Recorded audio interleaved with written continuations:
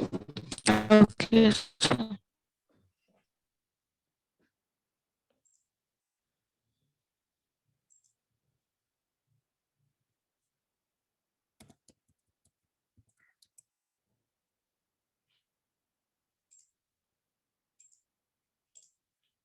So where were we in the last class? ये सारा हम लोग देख लिए थे फॉलिकल सेल्स का रोल, oocytes को कैसे हेल्प करता है वो। Differentiation of oocyte. कौन बोले? हाँ, तो फॉलिकल सेल्स oocyte को हेल्प करता है। नाउ अब क्या हो रहा है यहाँ,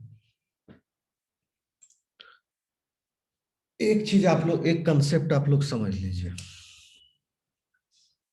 बार बार मैं इसका जिक्र कर रहा हूं कि ग्रोथ फेज जो है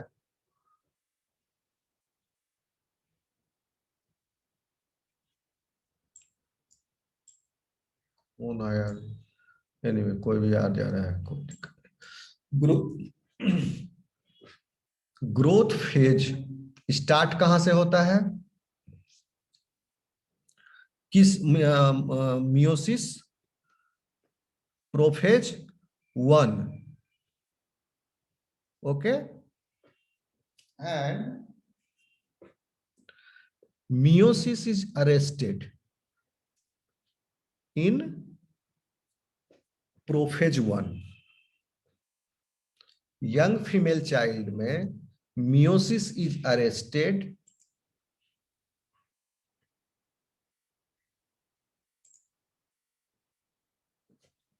at prophase 1. मेरी आवाज आ रही है आप लोगों को? Yes, sir. Yes, sir. तो प्रोफेज 1 में भी there are various stages. Yes. आपको याद हो अगर तो आप सुने होंगे leptotene, zygotene, pachytene, diplotene, and the last one is diakinesis. तो मियोसिस में जो फर्स्ट,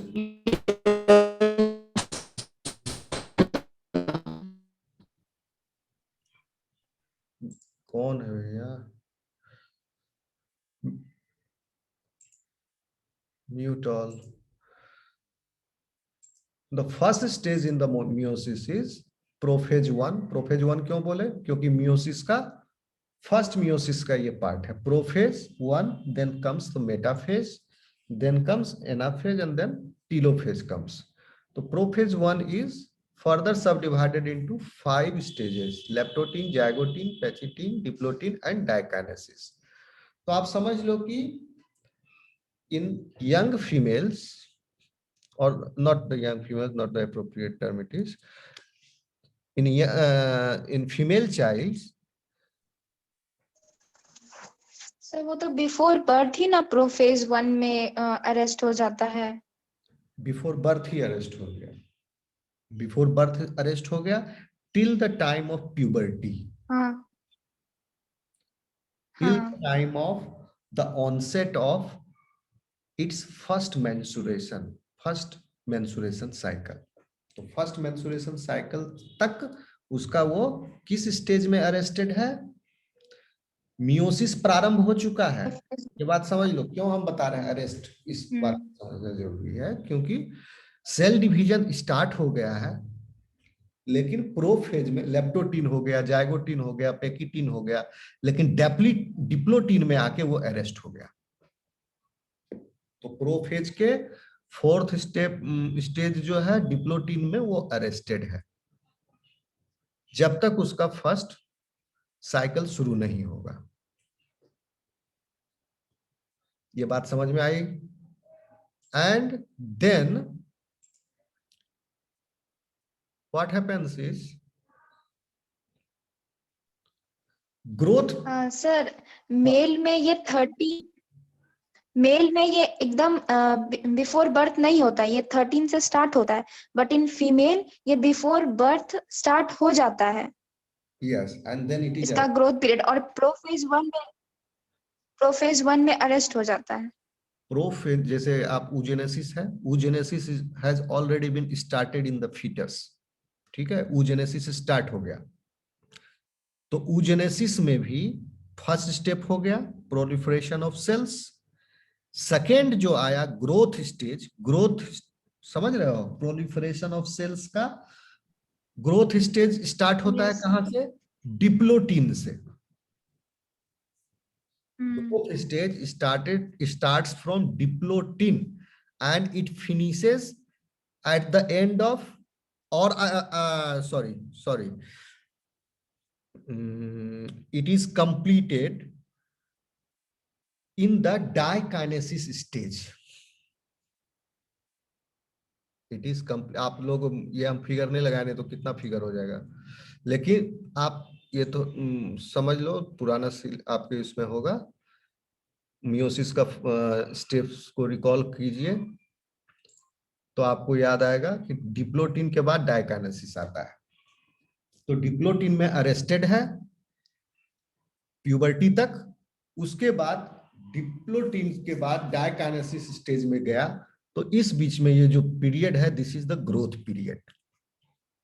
और जब एक बार शुरू हो गया तो उसके बाद हर बार वो डिप्लोटिन से डायकाइनेसिस स्टेज तक का जो ग्रोथ पीरियड है, that will be considered in the growth period, growth stage of the oogenesis।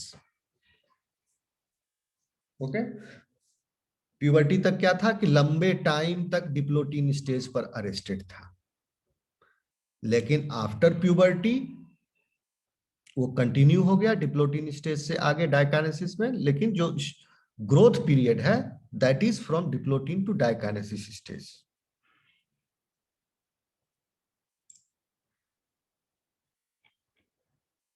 So the maturation starts after dikinesis.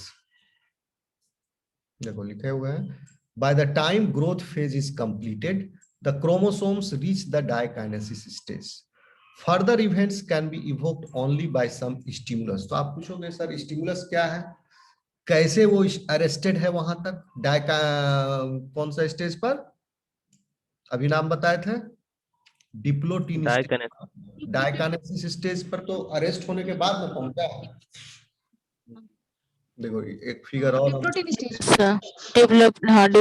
Stage है ना, ये अरेस्ट है, प्राइमरी अरेस्ट बोलते हैं इसको।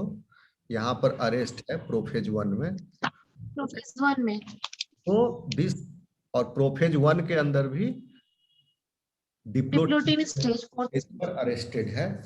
तो डिप्लोटिन स्टेज पर क्या उसको बनाया, वो क्यों अरेस्टेड है?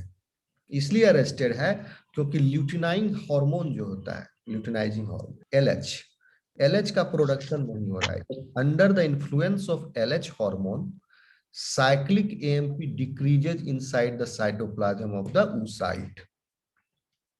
तो बिफोर प्यूबर्टी LH नहीं है तो साइक्लिक AMP का कंसंट्रेशन ज्यादा रहता है, जिससे क्या होता है, फॉस्फोराइलेशन डिफरेंट टाइप का होता है and nuclear envelope disassembly is not started. क्योंकि प्रोफेज वन में अरेस्ट तभी टूटेगा जब GVBD होगा। GVBD is germinal vesicle break डी से क्या है, ब्रेकडाउन, हाँ, जर्मिनल वेसिकल्स ब्रेकडाउन, GVBD। तो GVBD इनिशिएट करने के, जर्मिनल वेसिकल क्या था, न्यूक्लियर मेम्ब्रेन के अंदर जो भी मटेरियल है, ये पूरा vesicle, this is the germinal vesicle, ये पूरा जर्मिनल वेसिकल है।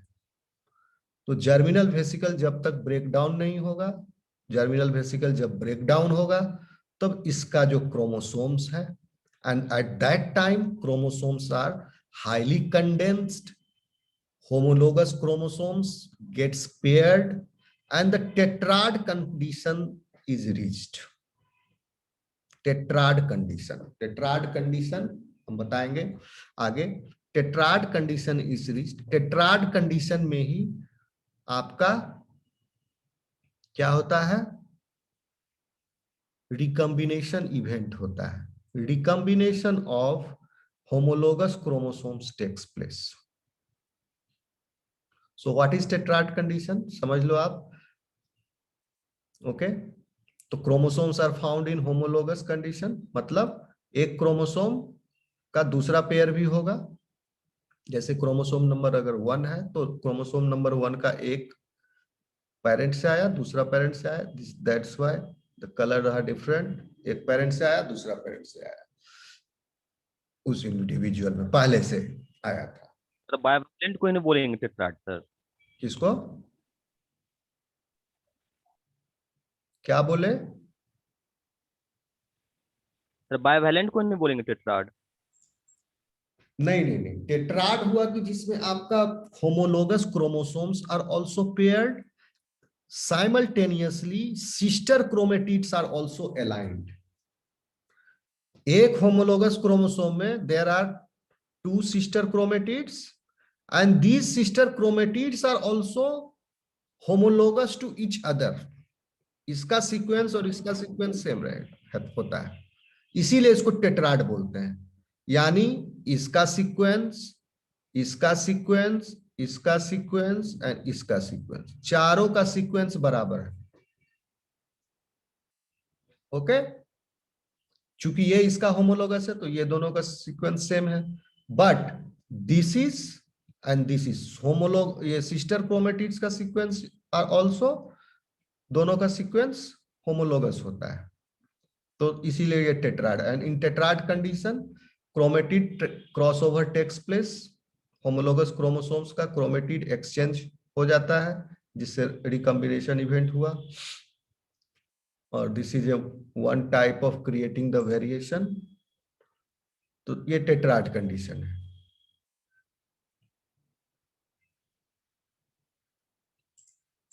तो स्टिमुलस क्या है? स्टिमुलस वही है LH।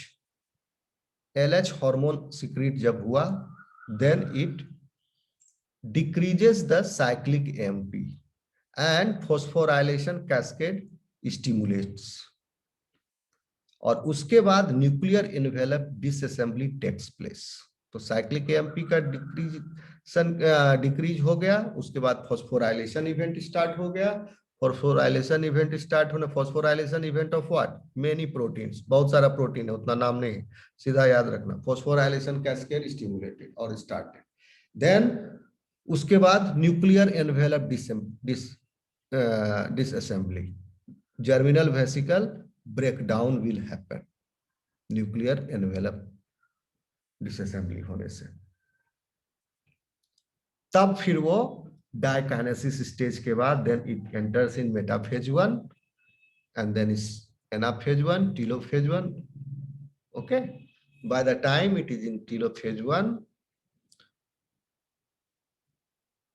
equal karyokinesis and there is unequal cytokinesis। आगे हम लोग पढ़ेंगे। साइटोकाइनेसिस मतलब होता है division of cytoplasm and karyokinesis is division of nucleus। So in this case you will see in oogenesis equal karyokinesis but unequal cytokinesis। So here you will see equal karyokinesis मतलब nuclear content जो है वो पूरा half हो गया, यानी अभी तक तो ये डिप्लॉयड ही था। प्राइमरी oocyte इज डिप्लॉयड, और ग्रोथ पीरियड के अंत में भी जब वो डायकाइनेसिस स्टेज में है, that time also it is called as primary oocyte। Secondary oocyte कब बोलते हैं? जब फर्स्ट पोलर बॉडी का फॉर्मेशन हो जाता है, तो secondary oocyte is haploid in content. Okay, so secondary oocyte जब बोलेंगे जब वो हैप्लॉयड हो जाता है फर्स्ट टाइम। तो क्या क्या हुआ यहाँ पर? स्टिमुलस आया, स्टिमुलस आने के बाद stimulus may be through the contact of egg with the sperm or with some external medium also। Okay, in mammals it is accomplished by pituitary hormone also, क्योंकि LH secrete होगा। तो this one is nuclear maturation। कैसे nucleus जो है ये यहाँ से ये न्यूक्लियस था, दिस इज न्यूक्लियस। फिर न्यूक्लियस में there is the formation of spindle fibres and there is formation of achromatic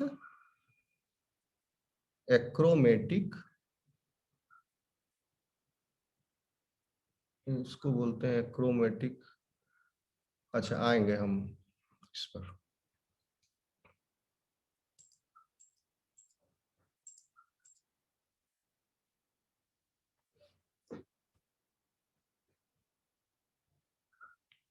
ये फिगर समझ में आ गया आपको? स्पिंडल फाइबर है, यहाँ पर होमोलोगस क्रोमोसोम पेयर्ड हो गया, टेट्राड कंडीशन रीच हो गया यहाँ पर, and then it is separated recombination होने के बाद। सिंपल है फिगर। मियोसिस का स्टेज है, टीलोफेज 1 में one polar body gets out and the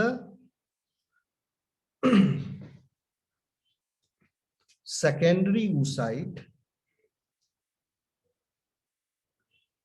formation of secondary oocyte takes place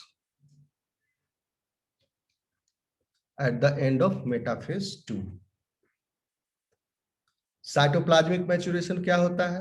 germinal, क्योंकि इसको फिर रेडी होना है साइटोप्लाज्म को भी, ताकि सेल जो है फिर डिवाइड हो सके, स्पिंडल फाइबर फॉर्मेशन हो सके। तो उसमें ये जर्मिनल गोल्गी एपरेटस अरेंज हो गया, माइटोकॉन्ड्रिया बहुत सारा बन गया जो न्यूक्लियस को घेर लेता है, माइक्रोट्यूब्यूल्स फॉर्मेशन हो गया, actin filaments these are formed, mitochondria surround the germinal vesicle, other organelles are distributed through the cytoplasm on GVBD, यानी जर्मिनल वेसिकल बर्स्ट होने के बाद mitochondria become disperse and Golgi apparatus breaks down. And in metaphase 2 यानी germinal vesicle, यहाँ पर ये हो रहा था प्रोफ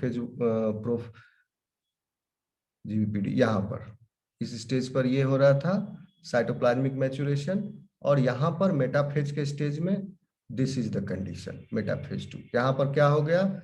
स्पिंडल फाइबर फॉर्मेशन हो चुका है, फर्स्ट पोलर बॉडी बन गया है, the first polar body is extruded, spindles orient perpendicular to the oocyte surface. Spindle का जो एक्सिस है, this is the axis of spindle fibre, okay, because यहाँ पर सेंट्रियोल्स था, सेंट्रियोल्स का जो एक्सिस है, and this axis is perpendicular, 3 dimensional थोड़ा देख सोचो, this axis is perpendicular to the oocyte surface and mitochondria are associated with smooth plasma reticulum। Mitochondria यहाँ पे स्मूथ प्लाज्मा रेटिकुलम के साथ एसोसिएटेड है to fulfill the energy requirement and the synthesis of energy requirement for the synthesis of new protein synthesis.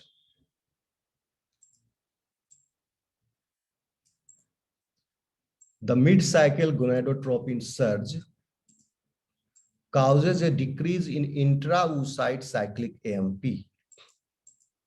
Mid-cycle मतलब after menstruation, mid cycle जो gonadotropin hormone है, LH hormone, उसके बढ़ जाने की वजह से surge causes A decrease in intra oocyte cyclic AMP। oocyte के अंदर साइक्लिक AMP का लेवल जो है वो घट जाता है। The oocyte is removed from meiotic arrest, और इसके बाद मियोटिक अरेस्ट से oocyte हट गया and undergoes a series of coordinated changes affecting both the nucleus and cytoplasm। Nucleus में भी चेंज हुआ, साइटोप्लाज्म में भी चेंज होने लगा।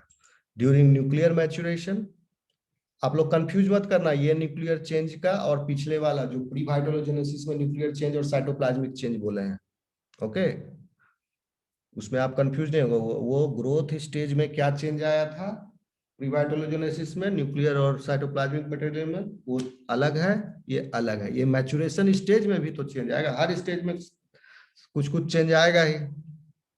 तो these are the changes associated with the maturation stage. During nuclear maturation, haploid metaphase 1 oocyte, ये metaphase 1 oocyte है, यहाँ पर हैप्लॉइड हो गया है। हैप्लॉइड यहाँ पर कैसे हुआ? ये हैप्लॉइड कैसे लिख रहा है?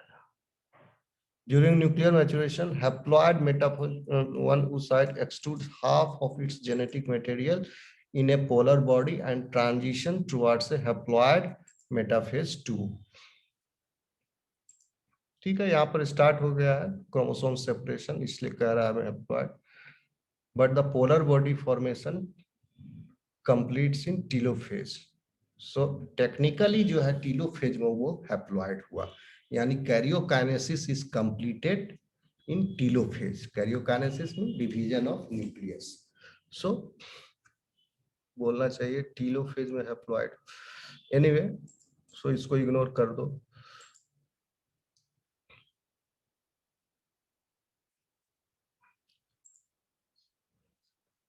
To achieve this, germinal vesicle breakdown and chromosome align along the spindle before separation of the genetic material occurs and the polar body is extruded.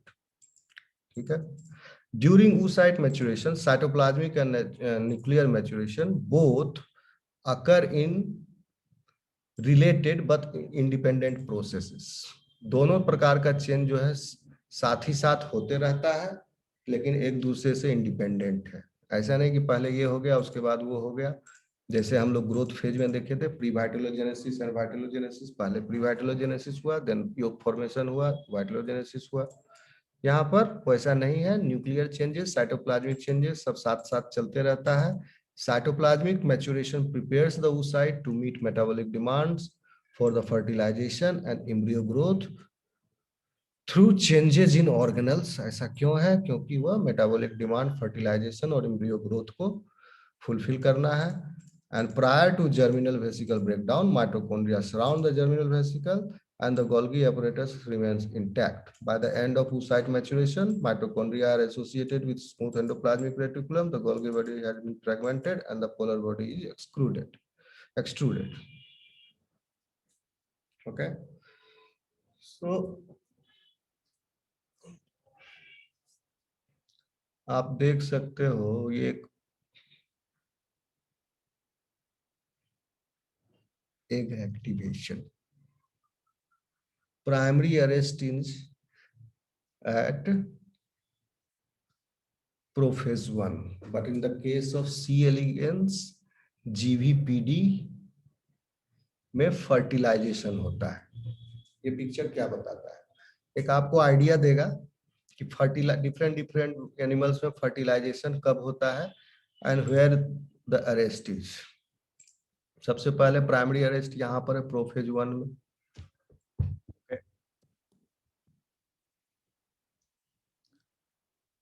फिर सी एलिगेंस में जब जर्मिनल वेसिकल बर्स्ट करता है, यानी इस स्टेज पर, तब फर्टिलाइजेशन हुआ. ये एरो है पॉइंट ऑफ फर्टिलाइजेशन, तब फर्टिलाइजेशन. इंसेक्ट में मेटाफेज 1 में होता है फर्टिलाइजेशन. मेटाफेज 1 में यहां पर. वर्टिब्रेट्स में like us it occurs in metaphase 2. Metaphase 2. तो आप देख सकते हैं after the formation of polar body. ठीक है. लेकिन लोअर एनिमल्स में देख क्या रहे हैं, फर्टिलाइजेशन पहले होता है, पोलर बॉडी का फॉर्मेशन बाद में होता है. But as we go in higher animals or in vertebrates, as in the case of vertebrates, what we see is after the formation of polar body, then the fertilization happens. Okay. सिर्फ एक sea urchin थोड़ा सा ये exception है, इसमें दोनों polar body बनने के बाद हुआ. Okay, but the case is different here. The pronucleus. Okay, समझ में आ रही है बात? Yes sir. Okay, now we will move forward. क्या क्या हो रहा है मैच्योरेशन फेज में एंटर होने के बाद? सब हम क्या बता रहे थे? Germinal vesicle breakdown. तो जब जर्मिनल वेसिकल ब्रेकडाउन करेगा तो इसके अंदर क्या क्या था, एक तो क्रोमोसोम था, मोटा मोटा क्रोमोसोम हो गया था कंडेंस होकर के, और होमोलोगस पेयरिंग भी हो गया था क्रोमोसोम का। तो chromosome DNA plus RNA material, बहुत सारा आरएनए था, various types of RNA, ribosomal RNA, nucleolus था इसके अंदर, बताए थे बहुत सारा न्यूक्लियोलस था, आरएनए था, transfer RNA, ribosomal RNA, messenger RNA भी था। Okay, and I have also told you about informosomes. So informosomes भी अंदर में ही थे। Informosomes were messenger RNA packed inside the protein code which will serve as messenger during the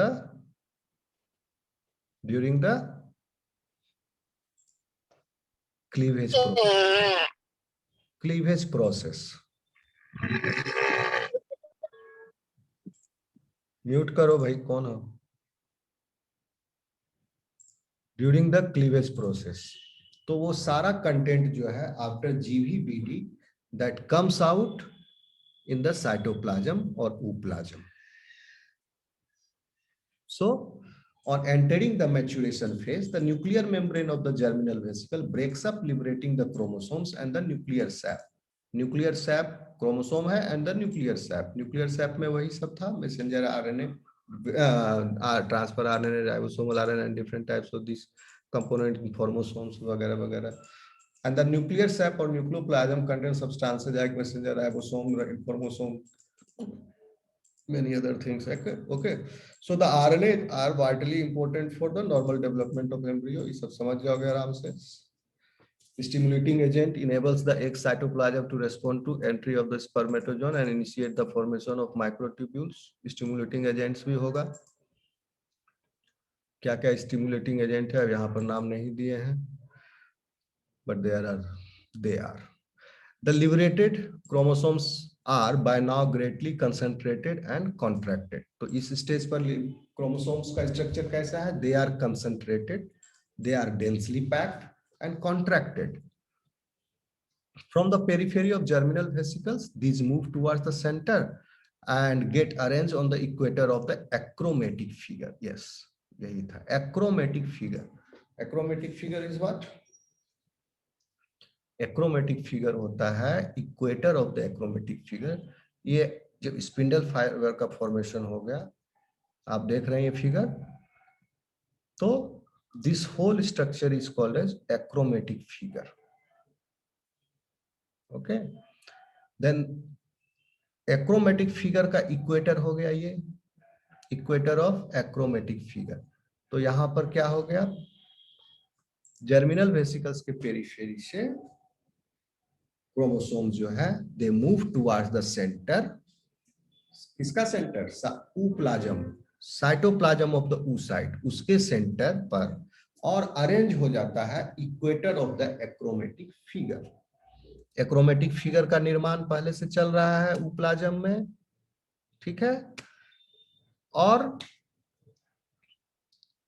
achromatic figure जो है आपका जर्मिनल वेसिकल बर्स्ट से नहीं आया, वो साइटोप्लाज्म में पहले से था। जर्मिनल वेसिकल बर्स्ट के बाद, यानी जर्मिनल वेसिकल ब्रेकडाउन के बाद उससे क्या आया, इक्वेटर पर सजने के लिए मोटा मोटा क्रोमोसोम आया, कंडेंसली पैक्ड, और वो इक्वेटर पर अरेंज हो गया, which is formed perpendicular to the surface of oocyte। तो ये स्पिंडल फाइबर का एक्सिस है, this is perpendicular to the surface of oocyte, बता चुके हैं पहले। okay, the chromosomes of the tetrad finally separate into two chromosomes which reach the poles of the meiotic spindle, और यहीं पर टेट्राड कंडीशन भी फॉर्म हो चुका है, tetrad condition, and then they are finally, homologous chromosomes are finally pulled away,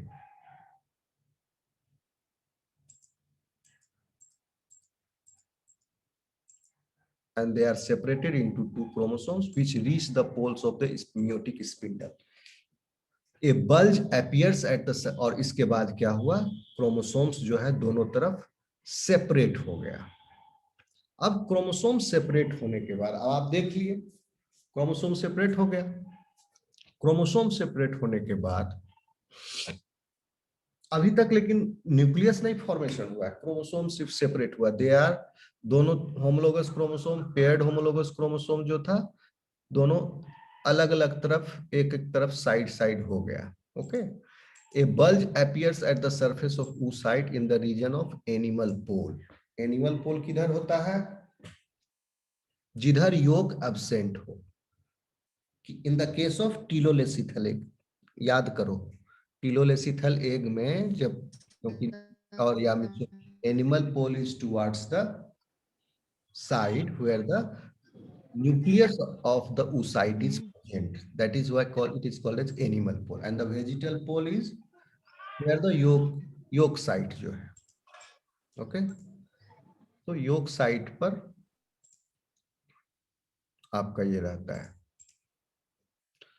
एक second, मैंने ये सब ये थोड़ा नहीं बताया ना आप लोग को, polar axis, differentiation of oocyte, ये शायद मैंने एक्सप्लेन नहीं, मैंने एक्सप्लेन किया है क्या ये पॉइंट? नहीं सर। No sir. ओके, अभी हमने एक्सप्लेन कर दें, कुछ नहीं है। तो फिर मुझे इससे याद आया कि ये लगता मैंने बताया नहीं।